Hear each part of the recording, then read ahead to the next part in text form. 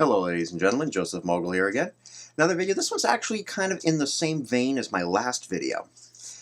Not entirely though. This isn't advertising part 2. But it's about a very specific skill that you need to have these days, and that is website. Why is a website a skill? Because you have to make the website. Now, granted, you could do paid hosting. A lot of people do. It's a couple bucks a month. If you're making enough money, it's not a big deal. It's something that's actually probably worth the investment. But for a lot of people, if you don't have enough money to, say, afford it, and for a lot of people who are starting out, chairs rolling on me now. For a lot of people who are just starting out, particularly people who are, let's say, college students who are trying to just get started, maybe publishing like a story or two, going with free hosting is probably best. Now, I used a couple different free hosting servers.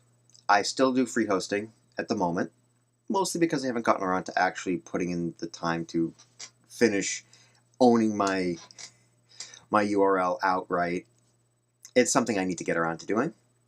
It's not the end of the world, but it is something I do need to do, and when I do, you'll notice a change in the description, the hyperlink, because the web address will be different.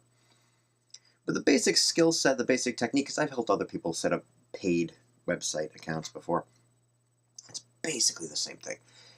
Pick images, pick text, and pick patterns that make sense. It's not really that difficult. Don't go with, let's say, flowers and daisies if you're a horror writer. Generally, any type of a website theme that has to do with paper or writing, parchments of some kind, gets the general gist of I am a writer across, and doesn't, overdo it. Make sure that you have images of all the cover art, maybe some of the internal art from some of the things you've published.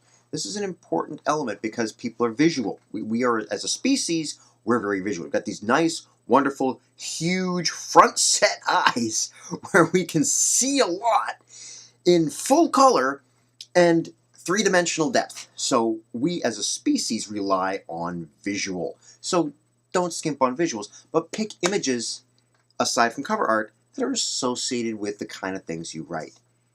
Don't pick unicorns if you're writing mystery.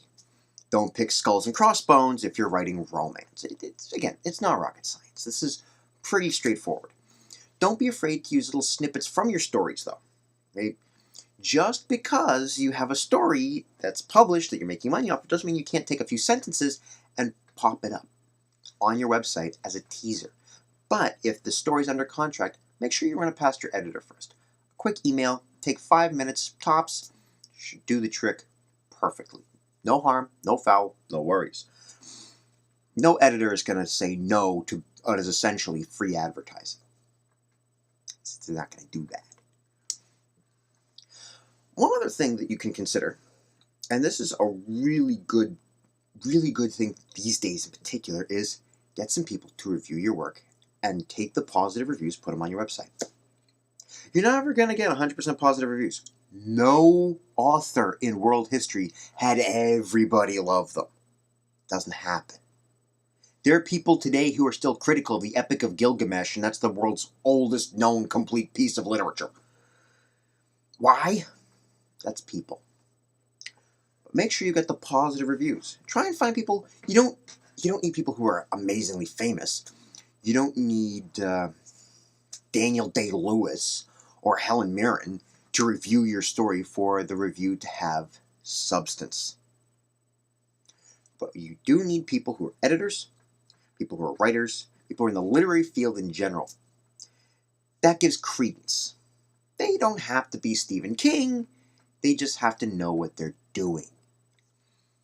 People reading go, okay, this person's an editor. They've been an editor for 5-6 years. They've published novels themselves. They know what they're talking about. I'll give this person a try. And that's the way you get started with building up a fan base. Someone reads a couple of your stories and goes, hey, this is pretty good. This person really knows how to create a story that I like. I'm gonna read more of theirs. That's what you need. That's the beginning. Starts with one person. It grows. I don't know why this is grows, but apparently it's grows. The hand motion for grows.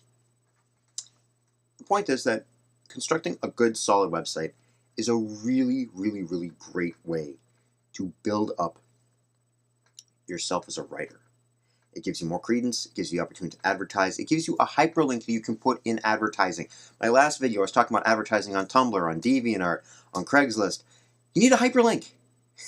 These days you need a hyperlink. And a great hyperlink to have is just your website. You'll get a lot of traffic, you'll get people going to your website and, hey, well, let me check this out. Ooh, this guy's got a website, let me take a look. It's a simple, quick thing you can do. There are a lot of great hosting sites that you can rely on. The one that I use personally is Weebly.com. I've tried out a couple others. I've used a couple. I had a previous website. It's technically still up. My business cards have my old website on it. That's actually another form of advertising you can do. Business cards these days, you can either make them yourself if you have a printer that can print on mild cardstock, or you can buy 300 of them, a sleeve of them for like $10. It's a great way to be able to just hand, here's a card, here's a card, here's a card, here's a card, here's a card, here's a card, here's a card, here's a card. People now have your email address, they have your website, they have your information. It's small, it's something you can carry a dozen of them in your pocket. It's a really simple way to get your name out there.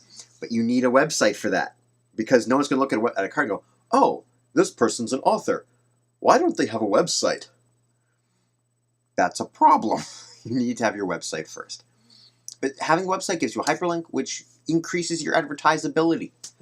So get cracking. There's a lot of great free servers out there, not just the one that I use. You can check them out. Take a look. You're going to find that some of them are just not a right fit. Remember the whole Goldilocks thing. You've got to find something that's just right for you. There is no one absolute path from A to B in being a writer. You need to bear in mind you will need to adjust as you go. You're never going to go, okay, I'm going right down this road, that's it. It's probably not going to work out that way. Not that it never will, just the probability of it happening is very small. So don't be afraid to make some rough plans and try them out. Test. Don't commit fully. Put feelers out. All right?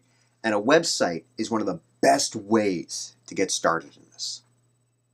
All right, that's all I got to say for today. All right. I'll get this right eventually. There we go. All right. Like and subscribe below. If you have any questions for me, you can get my email address through my YouTube page, or you can click on the hyperlink to my website below. My email address is there. Any questions, I will answer them in a video. Thanks and cheers.